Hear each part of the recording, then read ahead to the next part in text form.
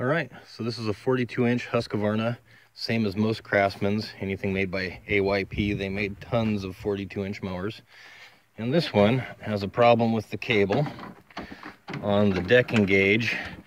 The blades won't stop when you shut it off. And if the camera will pick this up in there, the cable is not sinking all the way back down.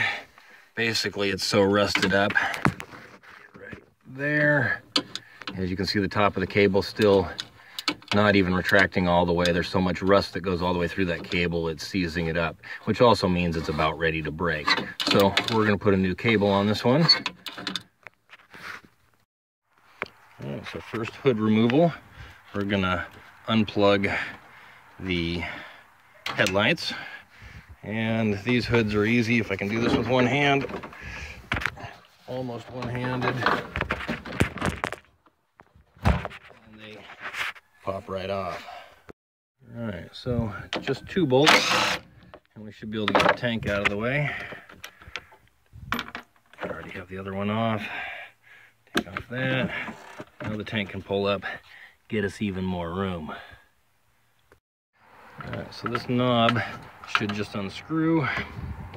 I've already taken off 3 of the bolts. We'll get that last one off right there.